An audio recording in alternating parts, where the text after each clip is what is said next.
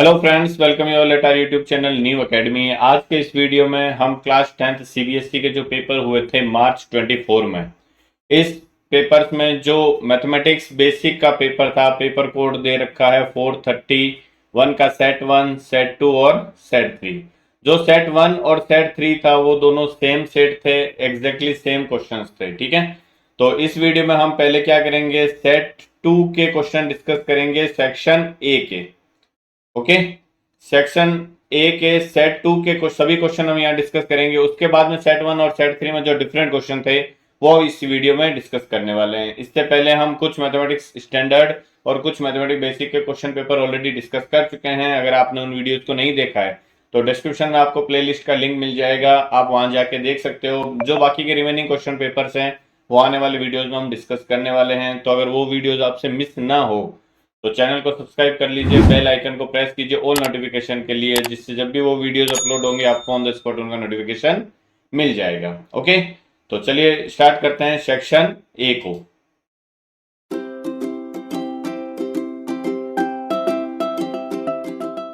जो section A होता है उसमें टोटल नंबर ऑफ 20 क्वेश्चन होते हैं। ईच क्वेश्चन जो होता है वो 1 मार्क का होता है। एमसीक्यू टाइप्स क्वेश्चन होते हैं। 18 क्वेश्चन जो है वो क्या होते हैं, आपके एमसीक्यू टाइप होते हैं। और जो 2 क्वेश्चंस होते हैं 19 एंड 20 वो क्या होते हैं, असर्शन रीजन टाइप होते हैं। ठीक है, हर एक क्वेश्चन 1 मार्क का होता है। इट मींस ये जो सेक्शन होगा वो 20 मार्क्स का रहने वाला है। पहले पेपर के सेट 2 को हम डिस्कस करने वाले हैं, फिर सेट 1 और सेट 3 में जो डिफरेंट क्वेश्चन है वो इंक्लूड कर लेंगे हम। ठीक है, जो फर्स्ट क्वेश्चन था सेक्शन ए का, देखो क्या है। LCM of 850 and 500 is. आपको 850 और 500 का एलसीएम फाइंड आउट करना है। तो सबसे पहले आप 850 और 500 के क्या कर लो, प्राइम फैक्टर बना लो। ठीक है, 850 85 क्या होता है, 17 इंटू 5 होता है। तो इसको मैं क्या लिख सकता हूँ, 5 इंटू 17 लिख दिया। 85 को इंटू 10 और है तो ये इंटू 10 आ जाएगा। अब 10 को मैं क्या लिख सकता हूँ, 2 इंटू 5 लिख सकता हूँ। ठीक है, तो इसके प्राइम फैक्टर क्या बन जाएगा, देखो 2 इंटू 5, एक यहाँ है एक यहाँ है तो 5 की पावर 2 आ गया, इंटू क्या आ गया 17 आ गया। ये इसके प्राइम फैक्टर बन गया। सिमिलरली 500 है, देखो 500 को मैं क्या लिख सकता हूँ, 5 इंटू 100 लिख सकता हूँ। 100 को मैं क्या लिख सकता हूँ, 25 इंटू 4। 4 को लिख सकता हूँ 2 की पावर 2, 25 को लिख सकता हूँ 5 की पावर 2। ओके, तो इसके प्राइम फैक्टर क्या बन जाएंगे, 2 की पावर 2 तो आएगा ही आएगा, 5 की पावर 2 और एक 5 इधर है तो 5 की पावर 3 हो जाएगा। ये इसके प्राइम फैक्टर बन गए। हमें फाइंड करना है क्या, एलसीएम। तो एलसीएम में क्या करते हैं, जो भी कॉमन प्राइम फैक्टर हैं उनकी हाईएस्ट पावर को इंक्लूड करते हैं, और जो भी अनकॉमन है उनको भी यहाँ पे एलसीएम में इंक्लूड किया जाता है। तो कॉमन फैक्टर क्या है, 2 है। यहाँ पे भी 2 फैक्टर है, बट 2 की पावर 2 जो है वो बड़ा है तो 2 की पावर 2 को इंक्लूड करेंगे, जो हाईएस्ट होगा उसको इंक्लूड करेंगे। सिमिलरली 5 भी प्राइम फैक्टर है, बट 5 की पावर 3 बड़ा है तो 5 की पावर 3 को हम ले लेंगे यहाँ पे। ठीक है, इट मीन्स ये 500 तो पूरा ही एलसीएम में आएगा ही आएगा। इनटू क्या बच गया, और 17 बच गया तो ये 17 भी आ जाएगा। तो ये टोटल तो क्या बन गया हमारा, 500 बन गया और ये 17 आ गया। तो आपका जो आंसर होगा 17 इंटू 5 क्या दे रखा है, 17 इंटू 500, ये ऑप्शन डायरेक्ट दे रखा है तो ऑप्शन बी जो होगा इसका करेक्ट आंसर हो जाएगा। ओके, अदरवाइज मल्टीप्लाई करके दे रखा होता तो वैसे हम इसको मल्टीप्लाई कर देते हैं। 17 इंटू 5 85 इंटू 100 आ जाता है 8500। Okay, next, if the roots of the quadratic equation 4x square minus 5x plus k is equal to 0 are real and equal। इस इक्वेशन के रूट्स जो हैं वो रियल और इक्वल हैं। तो जब भी रूट्स रियल एंड इक्वल होते हैं तो उसका डिस्क्रिमिनेंट जो होता है वो क्या होता है, 0 होता है। डिस्क्रिमिनेंट सबको पता होगा, बी स्क्वायर माइनस 4ac के इक्वल होता है। तो B square minus 4ac equal to 0 हो जाएगा। बी क्या होता है, एक्स का कोफिशियंट, तो ये आ जाएगा एक्स का कोफिशियंट यहाँ पे क्या है -5 का होल स्क्वायर माइनस में 4। ए क्या होता है, एक्स स्क्वायर का कोफिशियंट, ये एक्स स्क्वायर का कोफिशियंट यहाँ पे आ जाएगा 4। ठीक है, ये 4 है। इंटू सी क्या होता है, जो कांस्टेंट टर्म होता है, तो ये के आ गया इक्वल टू 0। इसको हम क्या कर लेंगे, सिंप्लीफाई कर लेंगे। -5 का स्क्वायर आ जाएगा 25 माइनस 4 4 जार 16 ऑफ के इज इक्वल टू 0। ये इस साइड ट्रांसफर हो जाएगा तो -16 क्या हो जाएगा, प्लस का 16 हो जाएगा तो 25 इक्वल टू 16 ऑफ के। तो के की वैल्यू यहाँ से क्या आ जाएगी, 16 को 25 के आप डिवाइड में भेज दोगे तो 25/16 क्या हो जाएगा, इसका आंसर हो जाएगा 25/16 ऑप्शन बी इसका करेक्ट आंसर होगा।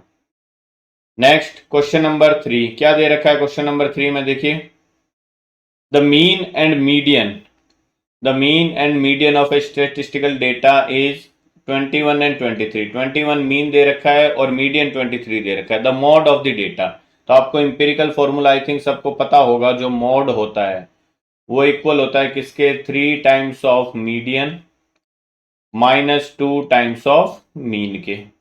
ओके, तो 3 टाइम्स मीडियन, मीडियन कितना है 23 दे रखा है, तो ये 23 आ गया, माइनस 2 टाइम्स मीन कितना दे रखा है 21। इसको सिंप्लीफाई करेंगे, देखो क्या आ जाएगा, 23 इंटू 3 69 हो जाएगा ये, माइनस 21 इंटू 2 ये हो जाएगा 42, ये आ जाएगा। देखो 9 में से 2 सब्ट्रैक्ट होंगे 7 आ जाएगा, 6 में से 4 सब्ट्रैक्ट होंगे तो 2 आ जाएगा, तो आपका जो मॉड आएगा वो आ जाएगा 27, मीन्स ऑप्शन ए जो होगा इसका करेक्ट आंसर हो जाएगा। Next, the height and radius of a right circular cone are 24 centimetre and 7 centimetre. एक राइट सर्कुलर आपको कॉन गिवन है इस तरीके से, ये सपोज एक मैंने राइट सर्कुलर क्या ले लिया, कॉन ले लिया इस तरीके से। ओके, इसकी आपको हाइट गिवन है ये, और क्या गिवन है, रेडियस गिवन है ना। हाइट दे रखी है 24 और रेडियस दे रखी है 7। आगे क्या दे रखा है, the slant height of the cone, आपको इस कॉन की स्लैंट हाइट मीन्स ये एल फाइंड आउट करना है, तो ये तो ट्रिपलेट होता है क्या, 7 24 25 ट्रिपलेट होता है। या फिर आप पाइथागोरस अप्लाई करोगे, एल स्क्वायर इक्वल टू क्या हो जाएगा 24 का स्क्वायर प्लस 7 का होल स्क्वायर, तो 24 का होल स्क्वायर आ जाएगा 576, एल स्क्वायर इक्वल टू 576, 24 का स्क्वायर प्लस 7 का स्क्वायर आ जाएगा 49, तो एल स्क्वायर की वैल्यू जब आप इनको ऐड करोगे तो ये आएगा 625। ओके, तो एल की वैल्यू क्या आ जाएगी, स्क्वायर रूट के अंदर 625 प्लस माइनस, तो 625 का स्क्वायर रूट क्या होता है 25। अब माइनस में हो नहीं सकता बिकॉज ये क्या है, एक लेंथ है, लेंथ कभी भी माइनस में नहीं होती, तो एल की वैल्यू जो प्लस वाली है वो हम यूज ले लेंगे। तो अगर आपको ट्रिपलेट पता है तो आपको ये इतना सोल्व करना नहीं पड़ता, डायरेक्ट आंसर आ जाता है 25 centimetre. Okay, next, if one of the zeros of the quadratic polynomial is -3, अगर इस पोलिनोमियल का एक जीरो -3 दे रखा है, then the value of alpha is, तो आपको एल्फा की वैल्यू फाइंड आउट करनी है। तो अगर ये -3 इस पोलिनोमियल का एक जीरो है, तो ये जीरो जो है वो इस पोलिनोमियल को क्या करेगा, सेटिस्फाई करेगा। इट मीन्स इस पोलिनोमियल में मैं x की जगह अगर -3 पुट करूंगा तो ये पोलिनोमियल की वैल्यू किसके इक्वल होगी, जीरो के इक्वल होगी। बिकॉज हमें जब भी जीरोस फाइंड आउट करने होते हैं तो हम क्या करते हैं, पोलिनोमियल को जीरो के इक्वल पुट करते हैं, तो हमारे जीरोस निकलते हैं। अगर हम वही जीरोस वापस पोलिनोमियल में पुट करेंगे तो पोलिनोमियल की वैल्यू भी तो जीरो होगी।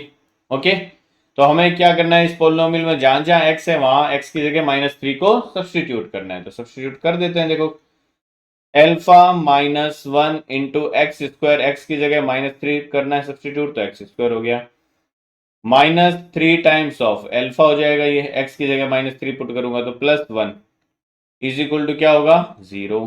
ये -3 का स्क्वायर क्या हो जाएगा 9 हो जाएगा, तो ये 9 इंटू एल्फा -1 माइनस में 3 alpha plus 1 is equal to 0 आ जाएगा। सिंप्लीफाई करूंगा इसको मैं, 9 एल्फा माइनस में 9 -3 एल्फा प्लस 1 इक्वल टू 0 आ जाएगा ये। ओके, 9 एल्फा -3 एल्फा कितना हो जाएगा 6 एल्फा, -9 प्लस 1 -8 हो जाएगा, इक्वल के राइट हैंड साइड जाएगा तो प्लस का 8 हो जाएगा। 6 को मैं 8 के डिवाइड में भेज दूंगा तो ये आ जाएगा 8/6, 2 से कैंसिल होगा तो अल्फा की वैल्यू क्या आ जाएगी 4/3, मीन्स ऑप्शन सी जो होगा इसका करेक्ट आंसर हो जाएगा। नेक्स्ट क्वेश्चन नंबर 6, इसमें हमें गिवन है अ card is drawn from a well shuffled deck of 52 playing cards, the probability that the drawing card is a red queen.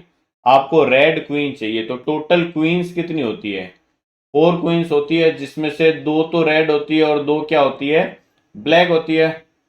Heart की red होती है और डायमंड की रेड होती है ना। सिमिलरली क्लब की जो होती है वो ब्लैक होती है। ओके, और जो स्पेड होता है उसकी भी ब्लैक होती है ना, स्पेड बनता है कुछ ऐसे। तो ये दोनों जो है ये तो ब्लैक होती है, ये ब्लैक होता है और ये भी ब्लैक होता है। ये जो होते हैं ये दोनों रेड होते हैं ना, ये रेड होता है और ये भी रेड होता है। तो हमें क्या चाहिए, हमें रेड क्वीन चाहिए। तो एक तो हार्ट की रेड क्वीन होगी और एक डायमंड की रेड क्वीन होगी। तो हमारे फेवरेबल केस यहाँ पे कितने आ गए, 2 आ गए। टोटल केस आपको पता है कितने होते हैं, 52 होते हैं। तो प्रोबेबिलिटी अगर मुझे फाइंड आउट करनी है तो फेवरेबल अपॉन टोटल हो जाएगा। फेवरेबल 2 टोटल 52, 2 से इसको डिवाइड करूंगा तो ये आ जाएगा 1/26। ऑप्शन डी जो होगा इसका करेक्ट आंसर हो जाएगा। Okay, next, if a certain variable x divides a statistical data arranged in order into two equal parts, okay, then the value of x is called। ये क्या कह रहा है कि कोई डेटा आपको गिवन है, उसको ऑर्डर में आपको पहले तो क्या करना है, अरेंज करना है।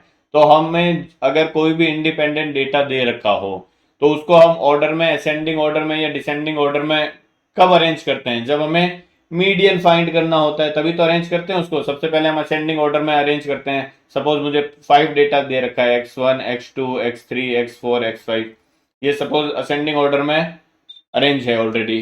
तो इसमें जो मिडल वाला टर्म होता है वही हमारा क्या होता है, मीडियन होता है ना। तो ये जो मीडियन होता है वो पूरे डेटा को क्या करता है, इक्वल पार्ट्स में डिवाइड करता है ना, 2 इक्वल पार्ट्स में। ये इधर रह गया और ये इधर रह गया, देखो। ओके, तो इसका आंसर क्या हो जाएगा, मीडियन आ जाएगा। Next, 3 coins are tossed together, the probability of getting exactly 1 tail. जब भी 3 कॉइन्स को आप टॉस करोगे, तो एक कॉइन को टॉस करते हैं तो टोटल चांसेस कितने होते हैं, 2 होते हैं। अगर 3 को कर रहे हैं तो 2 की पावर 3, जितनी बार कर रहे हैं वो उसकी पावर लग जाता है। ठीक है, तो टोटल केस तो यहाँ पे कितने बनते हैं हमारे पास में, 8 बनते हैं। हमें फेवरेबल चाहिए क्या, अब ये 8 केसेस कौन कौन से बनते हैं, देखो बना लेते हैं। यहाँ पे हेड हेड हेड हो गया, सपोज तीनों पे हेड आ गया। सपोज 2 पे हेड आ गया, 1 पे टेल आ गया। अब ये टेल लास्ट वाले पे आया है, ये सपोज बीच वाले पे आ गया, ये सपोज पहले वाले पे ही टेल आ गया। ओके, अभी मैंने एक टेल लिया, अब मैं सपोज 2 टेल ले लेता हूँ, एक हेड ले लेता हूँ। तो एक हेड ले लिया मैंने, 2 टेल आ गया। अब दोनों टेल पहले लास्ट वाले पे ले लिए। सपोज मैंने जो हेड पहले वाले पे लिया है वो बीच वाले पे ले लेता हूँ। ठीक है, और अब ये जो हेड है लास्ट वाले पे ले लेता हूँ। 2 टेल हो गए, 1 टेल हो गया। अब क्या हो सकता है, तीनों टेल आ जाए। तो ये जो 8 केसेस हैं ये हमारे टोटल केसेस बनेंगे। हमें क्या चाहिए, एग्जैक्टली 1 टेल चाहिए। एग्जैक्टली 1 टेल कहाँ आ रहा है, एक तो यहाँ बनेगा, यहाँ एग्जैक्टली 1 टेल आ रहा है, यहाँ एग्जैक्टली 1 टेल आ रहा है, यहाँ एग्जैक्टली 1 टेल आ रहा है। यहाँ पे कोई भी टेल नहीं है फर्स्ट केस में, यहाँ 2 टेल है और यहाँ 3 टेल है। तो हमें एग्जैक्टली 1 टेल चाहिए। तो फेवरेबल केस हमारे कितने हो गए इस केस में, 3 हो गए। टोटल कितने हैं, 8। प्रोबेबिलिटी क्या हो जाएगी, फेवरेबल अपॉन टोटल। फेवरेबल है 3, टोटल है 8, तो इसका आंसर आ जाएगा 3/8, option D. Next, if sine theta equal to 1/3। Sine theta क्या होता है, देखो अगर मैं राइट एंगल ट्राइंगल बनाता हूं, यहाँ पे ये 90 डिग्री है, ये सपोज थीटा है। तो थीटा के अपोजिट जो होता है वो ऑलवेज परपेंडिकुलर होता है। तो साइन क्या होता है, परपेंडिकुलर अपॉन हाइपोटेन्यूज होता है। तो ये अगर हाइपोटेन्यूज 3 है, परपेंडिकुलर 1 है, तो अब मैं पाइथागोरस थ्योरम से बेस फाइंड आउट करूंगा। तो बेस स्क्वायर इक्वल टू क्या हो जाएगा, hypo square minus perpendicular square हो जाएगा। ठीक है, हाइपो कितना है 3 का स्क्वायर माइनस परपेंडिकुलर 1 का स्क्वायर, ये हो जाएगा 9 - 1 मीन्स 8। तो बेस स्क्वायर की वैल्यू क्या आ गई हमारे पास में, 8 आ गई। तो बेस अगर मैं फाइंड आउट करूंगा तो वो आएगा plus minus square root of 8। तो बेस जो आ जाएगा वो आ जाएगा plus minus square root of 2√2। Because इस 8 को मैं 4 × 2 लिखूंगा तो 4 का स्क्वायर रूट बाहर आएगा 2 और एक रूट के अंदर 2 बच जाएगा। अब बेस एक साइड है तो नेगेटिव तो होगी नहीं, तो मैं बेस में क्या लूंगा, पॉजिटिव वाली क्वांटिटी लूंगा। तो ये इसका बेस जो है वो क्या आ गया, 2√2। हमें क्या फाइंड करना है, सेक थीटा फाइंड करना है। तो मैं यहाँ से अब सेक थीटा फाइंड कर लेता हूँ। सेक थीटा क्या होता है हमारा, हाइपोटेन्यूज अपॉन बेस होता है। तो हाइपोटेन्यूज कितना है, 3 अपॉन बेस कितना है, 2√2। तो ये इसका क्या हो जाएगा क्वेश्चन का आंसर, 3/2√2। ऑप्शन बी जो होगा इसका करेक्ट आंसर हो जाएगा। Next, outer surface area of A cylindrical juice glass with radius 7 centimetre and height 10 centimetre etch. आपको एक क्या दे रखा है, ग्लास दे रखा है। ये सपोज कोई ग्लास है, तो ग्लास कैसा होगा, सिलेंड्रिकल ही होगा। सिलेंड्रिकल ग्लास बोला हुआ है हमें। ओके, हमें क्या करना है, इसका सरफेस एरिया फाइंड आउट करना है। तो ग्लास जो होगी उसमें ये वाला पोर्शन भी होगा और ये सरफेस बनी होगी, ये ऊपर वाला पोर्शन तो ओपन रहता है। तो हमें क्या करना है, एक तो इस सिलेंडर का सरफेस एरिया फाइंड आउट करना है, ठीक है, और एक ये जो बेस में सर्कल है उसका सरफेस एरिया फाइंड आउट करना है। ओके, तो क्या हो जाएगा टोटल सरफेस एरिया इसका, अगर मैं टोटल सरफेस एरिया की, आउटर सरफेस एरिया की बात करता हूं, तो आउटर सरफेस एरिया या टोटल सरफेस एरिया बनेगा, वो क्या बनेगा, area of cylindrical part plus area of base, यही बनेगा। सिलेंड्रिकल पार्ट का एरिया कितना हो जाएगा, सरफेस एरिया क्या होता है सिलेंडर का, 2πRH, ये आ जाएगा 2πRH plus area of base, base कैसा है, सर्कुलर है, तो सर्कल का एरिया आ जाएगा यहाँ पे πr²। रेडियस दोनों की सेम ही रहेगी, ठीक है। कॉमन आ रहा है कुछ, πr कॉमन आ जाएगा यहाँ पे, ये बनेगा 2h प्लस यहाँ पे बन जाएगा r। सिंप्लीफाई करेंगे इसको, पाई की वैल्यू 22/7 आ जाएगा। r रेडियस कितना दे रखा है, 7 दे रखा है, ये 7 आ गया, into 2h, twice of h कितना है, हाइट दे रखी है आपको 10, प्लस में r कितना दे रखा है 7, ये आ गया। तो इस 7 से ये 7 कैंसिल हो गया, क्या आ जाएगा सिंप्लीफाई करने पे, ये आ गया 22 इंटू ये देखो बनेगा 20, 10 इंटू 2 20 प्लस 7, तो आ गया 27।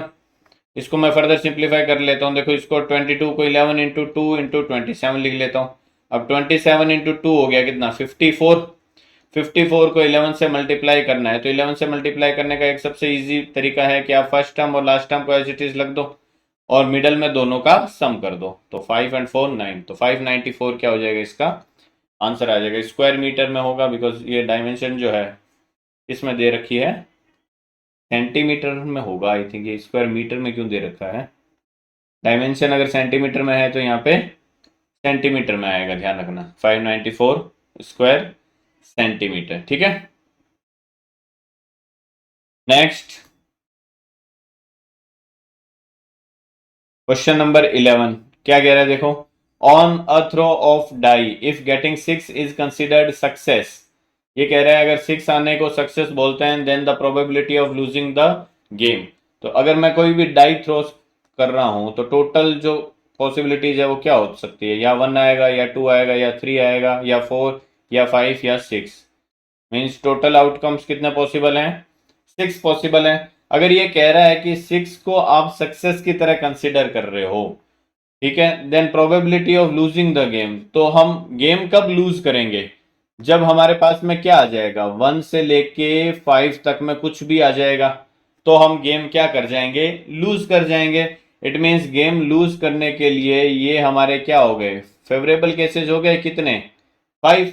हमें प्रोबेबिलिटी फाइंड करनी है, तो प्रोबेबिलिटी अगर मुझे फाइंड करनी है इस इवेंट की, तो मैं क्या करूंगा, favourable cases to lose the game upon total cases, कितने फेवरेबल केस है गेम लूज करने के, 5 अपॉन टोटल केसेस कितने हैं, 6। तो आंसर क्या आ जाएगा इसका, 5/6। अगर ये कहता कि गेम विनिंग के चांसेस कितने हैं, तो विनिंग का नंबर हमारा कौन सा है, 6, मीन्स फेवरेबल केस एक बनता है इस केस में, अगर 6 हमें फाइंड आउट करना होता सक्सेस का। ओके, सक्सेस की प्रोबेबिलिटी फाइंड आउट करनी होती है तो फेवरेबल केस 6 एक ही होता, और टोटल कितने आते हैं, वही 6। तो हमारा जो प्रोबेबिलिटी बनता सक्सेस का वो क्या बनता, 1/6 बनता। तो टोटल प्रोबेबिलिटी 1 होती है, उसमें से आप 1/6 को सब्ट्रैक्ट करें तो भी आंसर आपके पास में क्या आता, 5/6। Okay, next question number 12, the distance between the points 2, -3 and -2, 3 is, आपको इन दोनों पॉइंट के बीच की डिस्टेंस फाइंड आउट करनी है। तो डिस्टेंस फॉर्मूला आई थिंक सबको पता होगा, क्या होता है डिस्टेंस फॉर्मूला, सपोज ये पॉइंट ए है, ये पॉइंट बी है, तो जो ए बी डिस्टेंस बनेगा वो क्या बनेगा, square root of x1 minus x2 का whole square plus y1 minus y2 का होल स्क्वायर, चाहे आप x2 माइनस x1 का होल स्क्वायर लिखो प्लस y2 माइनस y1 का होल स्क्वायर लिखो, स्क्वायर लगा हुआ है तो इस माइनस का कोई फर्क नहीं पड़ेगा, है ना, बिकॉज अगर आप माइनस कॉमन लोगे तो वो स्क्वायर रूट से बाहर आके, स्क्वायर से बाहर आके प्लस ही हो जाएगा। तो ये क्या हो जाएगा, देखो x1 कितना है 2, मैं लिख देता हूं चलो, 2 माइनस ऑफ -2 +2 हो गया का होल स्क्वायर प्लस y1 है -3 का होल स्क्वायर। ये क्या आ जाएगा हमारे पास में, देखो ए बी जो है वो स्क्वायर रूट के अंदर आ गया 2 + 2 4 का स्क्वायर 16 प्लस 3 3 जा प्लस -3 एंड -3 -6 का होल स्क्वायर कितना आ जाएगा 36। तो ये आ गया स्क्वायर रूट के अंदर 52 ए बी की वैल्यू। स्क्वायर रूट 52 कहीं दिख रहा है क्या, नहीं दिख रहा। फर्दर इसको सॉल्व कर लेते हैं। देखो 52 को मैं क्या लिख सकता हूँ 4 × 13 लिख सकता हूँ। 4 स्क्वायर रूट से बाहर आएगा तो क्या बन जाएगा 2 बन जाएगा और स्क्वायर रूट के अंदर क्या रह जाएगा 13। तो 2√13 दिख रहा है क्या कहीं पे 2√13। ऑप्शन ए जो है इसका करेक्ट आंसर हो जाएगा। यूनिट्स पीछे आप लिख सकते हो। Next question number 13। For what value of theta sine square plus sine theta plus cos square theta is equal to 2। तो आपको एक चीज तो पता होनी चाहिए कि sine square theta plus cos square theta ये दोनों मिलके तो क्या बनाते हैं 1 बनाते हैं। हमारे पास में एक क्या बच गया साइन थीटा। हमें इस पूरे एक्सप्रेशन की वैल्यू 2 चाहिए, तो ये दोनों मिलके तो 1 बना रहे हैं, तो इस साइन थीटा को भी क्या बनाना होगा फिर 1 बनाना होगा, तभी ये मिलके क्या बनेगा 2 बनेगा। तो साइन थीटा आपको क्या चाहिए 1 चाहिए। तो साइन थीटा 1 कब होगा जब थीटा क्या हो जाता है 90 डिग्री, तभी तो साइन थीटा 1 होगा। तो इसका आंसर क्या हो जाएगा 90 degree, because sine square theta plus cos square theta तो ऑलवेज ही 1 होते हैं। ये थीटा अगर सेम है ना दोनों जगह तो ये ऑलवेज ही क्या होगा 1 होगा। Next the diameter of a circle is of length 6 centimetre. एक सर्कल है, ये सपोज मैं सर्कल ले लेता हूं, इसका डायमीटर आपको दे रखा है कितना, ये डायमीटर की लेंथ दे रखी है 6 centimetre. If one end of the diameter is -4,0, ये जो एक एंड है ये -4,0 है। The other and on x axis, तो ये जो अदर एंड है एक्स एक्सिस पे ये आपको बताना है कि क्या होगा। एक्स एक्सिस पे है तो इसका वाई कोऑर्डिनेट तो ऑब्वियस सी बात है 0 ही होने वाला है। ठीक है, अगर ये हमें 6 चाहिए, देखो ये जो पॉइंट है इसका भी क्या है y कोऑर्डिनेट 0 है, इट मींस ये पॉइंट भी x एक्सिस के ऊपर है और ये पॉइंट भी x एक्सिस के ऊपर है और डिस्टेंस दोनों के बीच में कितनी है 6 है। तो ये अगर -4,0 है तो इसमें अगर मैं 6 डिस्टेंस ऐड कर देता हूं तो -4 + 6 क्या आ जाएगा 2 आ जाएगा। इट मींस ये क्या हो सकता है 2,0 हो सकता है, या फिर ये सपोज पॉइंट -4 के लेफ्ट साइड में जाए तो -4 -6 भी तो हो सकता है, -10 हो सकता है। तो ये पॉइंट -10,0 भी हो सकता है। ठीक है, तो दोनों में से कौन सा हमारा ऑप्शन में दिख रहा है, ऑप्शन सी 2,0। ठीक है, हम डिस्टेंस फॉर्मूले से भी कर सकते हैं, बट हमें पता है कि जब ये पॉइंट एक्स एक्सिस पे होना है तो जो एक्स एक्सिस पे हम डायरेक्ट ही क्या कर लें वॉक कर लें, कितने स्टेप 6 स्टेप। ओके, अदरवाइज आप जो सेक्शन फॉर्मूला है उससे भी इसको फाइंड आउट कर सकते हो। Next the value of k for which the pair of linear equations this and this don't have a solution. It means in दोनों पेयर ऑफ इक्वेशंस का कोई सॉल्यूशन नहीं है। और कोई सॉल्यूशन कब नहीं होता है जब दोनों लाइंस क्या हो जाए एक दूसरे के पैरेलल हो जाए। दोनों लाइन एक दूसरे के पैरेलल कब होती है जब a1/a2 इक्वल हो जाता है b1/b2 के, बट नॉट इक्वल होता है c1/c2 के। ओके, ये कंडीशन होती है। तो बस इस कंडीशन को हमें क्या करना है यूटिलाइज करना है। तो a1 क्या होता है फर्स्ट इक्वेशन में x का कोफिशिएंट 5/a2 क्या होता है सेकंड इक्वेशन में x का कोफिशिएंट 2 इक्वल में क्या आ जाएगा b1 क्या होता है फर्स्ट इक्वेशन में y का कोफिशिएंट अपॉन b2 क्या होता है सेकंड इक्वेशन में y का coefficient not equal to c1 क्या हो जाएगा हमारा फर्स्ट इक्वेशन में c constant term upon c2 हो जाएगा सेकंड इक्वेशन में कांस्टेंट टर्म। तो हमें क्या करना है k की वैल्यू फाइंड करनी है। तो k की वैल्यू के लिए मैं क्या कर लूँ इन दोनों को एक दूसरे के इक्वल यूटिलाइज कर लेता हूँ। तो ये क्या आ जाएगा देखो 5/2 = 2/k। k फाइंड करना है तो क्रॉस मल्टीप्लाई कर देता हूँ मैं, क्या आ जाएगा हमारे पास में 5 of k = 4। तो k की वैल्यू क्या आ जाएगी यहाँ से 4/5। ऑप्शन बी जो होगा इसका करेक्ट आंसर हो जाएगा।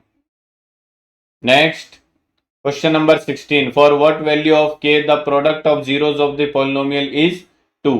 ये जो पॉलिनोमियल है इसके जीरोस का जो प्रोडक्ट है वो हमें कितना चाहिए 2 चाहिए, है ना। तो जीरोस का प्रोडक्ट क्या होता है, product of the zeros alpha into beta जो होता है वो किसके इक्वल होता है, सी बाई ए के इक्वल होता है।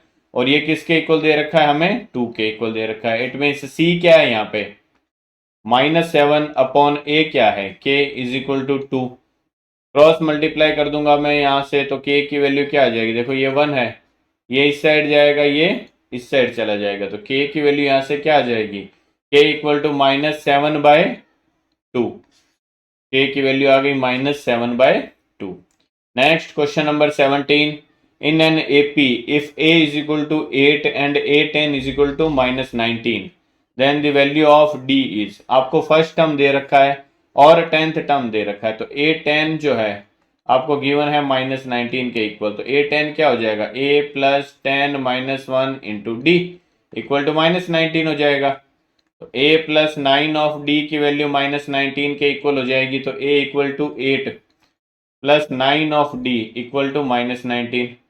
9 of D is equal to क्या हो जाएगा, ये 8 -19 की साइड जाएगा तो माइनस का हो जाएगा, -19 -8। तो 9 ऑफ D की वैल्यू किसके इक्वल आ गई, -27 के। तो D की वैल्यू क्या आ जाएगी, -27/9 करूंगा तो ये आ जाएगा -3। इट मीन्स D की वैल्यू क्या आ जाएगी यहाँ पे, -3।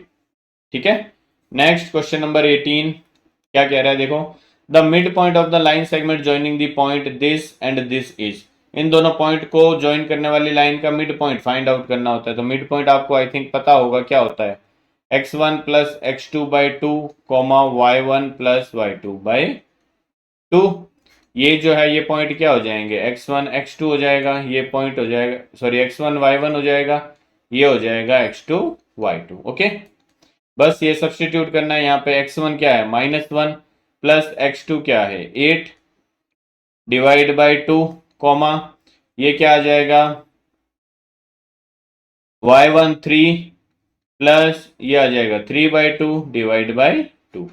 इसको सिंप्लीफाई करेंगे तो ये तो आ गया देखो 7/2 कॉमा यहाँ ऊपर देखो एलसीएम लेंगे न्यूमरेटर में, तो 2 एलसीएम आ जाएगा, ये 3 2 जा 6 प्लस 9 डिवाइड बाई 2 और हो जाएगा, तो ये 2 यहाँ नीचे शिफ्ट हो जाएगा। तो हमारे पास में अल्टीमेटली क्या आ जाएगा, 7/2 6 एंड 9 कितना हो गया 15। ये आ गया 15, एक सेकेंड, ये 3 2 जा 6 प्लस 3 आएगा ना, ये है ना 6 प्लस 3, तो ये टोटल बनेगा कितना 9, और ये डिवाइड में कितना आ जाएगा 4। तो 7/2 9/4 इसका आंसर हो जाएगा। ऑप्शन डी जो होगा इसका करेक्ट आंसर होगा। ठीक है। नेक्स्ट अब जो असर्शन रीजन के क्वेश्चन है क्या कह रहे हैं, देखो पहला असर्शन दे रखा है 19 का, if P A and P B are tangents drawn to a circle with centre O from an external point P then the quadrilateral OAPB is a cyclic quadrilateral. देखो साइक्लिक क्वाड्रिलेटरल क्या होता है, cyclic quadrilateral वो quadrilateral होता है जो circle के अंदर हो और जिसके वर्टाइसेस के अपोजिट एंगल्स का जो सम होता है वो क्या हो 180 डिग्री हो। इट मीन्स अगर सपोज ये 70 डिग्री में ले रहा हूं तो इसको फिर क्या होना पड़ेगा 110 डिग्री होना पड़ेगा। सपोज ये मैं 60 डिग्री ले रहा हूं तो इसको फिर 120 डिग्री होना पड़ेगा। इट मीन्स अपोजिट वर्टाइसेस के जो एंगल है उनका सम हमेशा क्या होना चाहिए 180 डिग्री होना चाहिए। तो यहाँ देखो अगर मैं इस क्वाड्रिलेटरल में बात करता हूँ OAPB की, तो आपको पता है कि ये वाला जो एंगल है वो क्या होगा 90 डिग्री होगा, है ना। ये एंगल 90 डिग्री होगा, ये एंगल भी 90 डिग्री होगा, बिकॉज रेडियस जो है वो टेंजेंट के क्या होती है परपेंडिकुलर होती है। तो इन दोनों का सम क्या हो गया देखो 180 डिग्री। अब ये क्वाड्रिलेटरल है तो क्वाड्रिलेटरल का तीनों एंगल का सम हमेशा क्या होता है 360 डिग्री होता है। अब इन दोनों का सम ऑलरेडी 180 डिग्री हो चुका है, तो ये दो जो एंगल बच गए कौन सा जो O पे बन रहा है और जो P पे बन रहा है, इनका सम भी हमेशा क्या होगा 180 डिग्री। इट मीन्स ये भी 180 बनाएंगे। तो अगर ये 180 बना रहे हैं, ये दोनों 180 बना रहे हैं, तो अगर मैं इस पे एक ऐसे इस तरीके से सर्कल बना देता हूं तो ये जो भी सर्कल बनेगा ये हमेशा क्या बनेगा एक साइक्लिक क्वाड्रिलेटरल के बाहर ही होगा। ये जो क्वाड्रिलेटरल बनेगा अंदर OAPB वो हमेशा क्या होगा एक साइक्लिक क्वाड्रिलेटरल होगा। ठीक है। तो ध्यान रखना कि जब भी किसी क्वाड्रिलेटरल के अपोजिट वर्टाइसेस पे जो एंगल बन रहे हैं उनका सम अगर 180 डिग्री हो रहा है, ठीक है, दोनों वर्टाइसेस है ना, दोनों पेयर में जो वर्टाइसेस है दोनों का सम क्या होना चाहिए, 180 होना चाहिए। तो वो जो भी क्वाड्रिलेटरल होगा उसका सम वो हमेशा साइक्लिक क्वाड्रिलेटरल होगा, ठीक है। रीजन क्या दे रखा है देखो, in cyclic quadrilateral opposite angles are equal, equal नहीं होते, हमेशा क्या होता है उनका सम जो होता है वो 180 डिग्री होता है, अपोजिट एंगल्स का सम हमेशा क्या होगा, 180 डिग्री होगा। तो रीजन जो है वो क्या है, गलत है, असर्शन सही है। तो असर्शन सही, रीजन गलत, ऑप्शन सी जो होगा इसका करेक्ट आंसर हो जाएगा, ध्यान रखना। Next question number 20, zeros of a polynomial are -1 and 3। तो ये जो पॉलिनोमियल है इसके मैं जीरोस फाइंड आउट कर लेता हूँ सबसे पहले। क्या यही आ रहे हैं क्या, पॉलिनोमियल की जीरो फाइंड आउट करने के लिए मुझे पॉलिनोमियल को जीरो के इक्वल पुट करना पड़ेगा। तो ये क्या हो जाएगा, X square -2x-3 is equal to 0, ठीक है। इसके क्या करना है, मुझे फैक्टर बनाना है। तो -3 को मैं एक्स स्क्वायर से मल्टीप्लाई करूंगा तो -3 ऑफ एक्स स्क्वायर हो जाएगा। इसके हमें फैक्टर इस तरीके से करने हैं कि मल्टीप्लाई करने पे तो -3x² आए और ऐड करने पे -2x आए, तो फैक्टर बन जाएंगे -3x और +x, ठीक है। क्या हो जाएगा ये देखो, x² -3x +x -3 = 0। यहां से कॉमन क्या आ रहा है, x, ये बन जाएगा x -3 प्लस यहां से कुछ कॉमन नहीं आ रहा तो मैं कॉमन 1 ले लेता हूं, ये भी आ जाएगा x -3 = 0। x -3 ओवरऑल कॉमन आ गया, ये क्या बच जाएगा, x +1 = 0। जीरोस फाइंड करने तो एक बार मैं x -3 को 0 के इक्वल पुट कर देता हूं, एक बार x +1 को 0 के इक्वल पुट कर देता हूं। तो यहां से x की वैल्यू क्या आएगी, 3 आएगी, और यहां से x की वैल्यू -1 आएगी, है ना। हमें क्या दे रखे हैं, -1 एंड 3, इट मीन्स ये जो असर्शन है वो तो क्या है, सही है, ठीक है। आगे क्या दे रखा है, reason the graph of polynomial px x² -2x -3 intersect x axis at -1, 0 and 3, 0, बिल्कुल सही है। तभी तो ये जीरोस निकलते हैं। हम क्या करते हैं, पोलिनोमियल की वैल्यू को 0 पुट करते हैं, इट मीन्स पोलिनोमियल x की किन वैल्यू के लिए 0 हो रहा है। हम अगर ग्राफ बनाए इस पोलिनोमियल का तो ये ग्राफ कुछ इसका ऐसा बनेगा, देखो ये अगर मैं ग्राफ बनाता हूं तो ये ग्राफ इसका कुछ ऐसा आएगा। इट मीन्स इस पोलिनोमियल पे यहाँ -1 है x की वैल्यू, तो y की वैल्यू क्या है, 0 है। सिमिलरली यहाँ अगर मैं देखूं x की वैल्यू 3 है, y की वैल्यू 0 है, इट मीन्स x की इन वैल्यूज के लिए ये पोलिनोमियल क्या हुआ है, 0 हुआ है। इट मीन्स ये x एक्सिस को इन पॉइंट पे पोलिनोमियल जो है वो क्या कर रहा है, इंटरसेक्ट कर रहा है, ठीक है।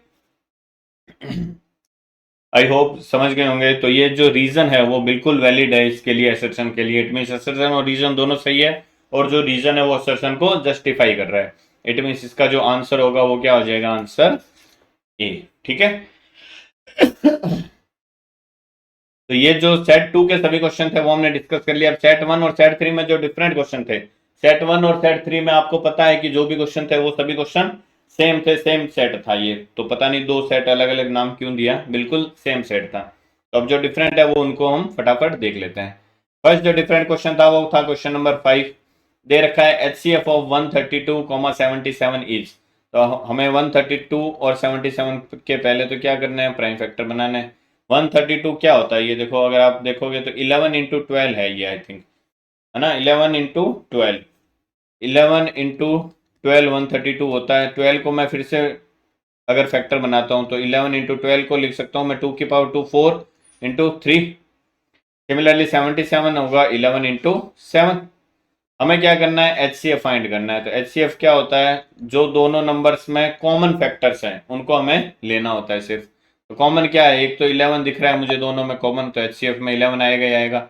एक क्या दिख रहा है, 7 यहाँ है, यहाँ नहीं है, 2 की पावर 2 यहाँ है, 3 यहाँ है, बट यहाँ इन दोनों में से कुछ नहीं है। तो HCF में क्या आएगा, सिर्फ 11 आएगा। तो ऑप्शन ए जो होगा इसका करेक्ट आंसर हो जाएगा। Next, if probability of winning a game is P, then probability of losing the game is probability of any event happening plus probability of not happening that event। हमेशा क्या होता है, 1 के इक्वल होता है। तो अगर विनिंग की प्रोबेबिलिटी P है, सपोज ये मैं P लेता हूं, तो नॉट विनिंग मीन्स लूजिंग हो गया, इन दोनों का सम 1 के इक्वल होगा। तो नॉट विनिंग की प्रोबेबिलिटी क्या आएगी, मैं इस p को 1 की साइड भेज देता हूं तो ये 1 माइनस p आ जाएगा। इट मीन्स लूजिंग की प्रोबेबिलिटी क्या होगी फिर 1 minus p। Means option D जो होगा वो इसका करेक्ट आंसर हो जाएगा। Next, the radius of A sphere is 7/2 centimetre, the volume of the sphere is. किसी स्फेयर का आपको रेडियस दे रखा है, हमें वॉल्यूम फाइंड करना है, तो स्फेयर का वॉल्यूम जो होता है वो क्या होता है 4/3 ऑफ पाई आर क्यूब होता है। रेडियस हमें दे रखा है, बस सब्सटीट्यूट करनी है, तो 4/3 पाई की वैल्यू 22/7 इंटू आर दे रखा है 7/2, तो ये 7/2 7/2 7/2 हो गया। एक 7 से एक 7 कैंसिल हो गया, ये 2 2 जा 4 से 4 कैंसिल हो गया, इस 2 से ये 22 11 टाइम्स कैंसिल हो गया। ओके, तो आपके पास में आ क्या गया, देखो 7 इंटू 7 49 इंटू 11/3। अब 49 को 11 से मल्टीप्लाई करना है, तो देखो मैंने आपको बताया था कि 49 को अगर मल्टीप्लाई करना है तो आप उसी नंबर को क्या करो, एक आगे शिफ्ट करके लिख दो, तो ये 9 आ जाएगा। 9 एंड 4 क्या हो गया 13, 1 कैरी आ गया, ये आ गया 5, तो ये आ गया 539/3। आंसर आ जाएगा इसका ऑप्शन नंबर सी। ठीक है। Next question number 18, 2 dice are rolled together, the probability of getting a doublet. जब भी 2 डाइस को रोल करते हैं हम, टोटल जो केसेस बनते हैं वो कितने बनते हैं, आई थिंक एक डाइस को रोल करते हैं तो 6 बनते हैं, तो 2 को करते हैं तो उसका स्क्वायर आ जाएगा, मीन्स 36 आ जाएगा।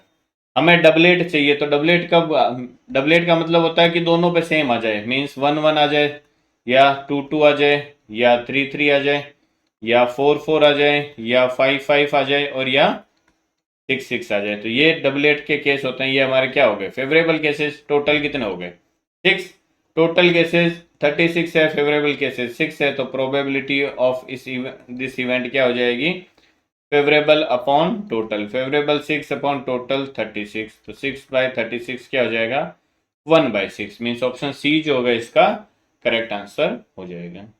ठीक है, तो इस तरीके से ये जो सेक्शन ए है ये हमने इस वीडियो में डिस्कस किया है। आने वाले वीडियोस में हम बाकी के सेक्शंस को भी इसी क्वेश्चन पेपर के डिस्कस करने वाले हैं। चैनल को अगर आपने अभी तक सब्सक्राइब नहीं किया है तो चैनल को सब्सक्राइब कर लीजिए, ताकि वो वीडियोज आपसे मिस ना हो, ऑन द स्पॉट आपको उसका नोटिफिकेशन मिले। इसके लिए आप बेल आइकन को जरूर प्रेस कीजिए ऑल नोटिफिकेशन के लिए।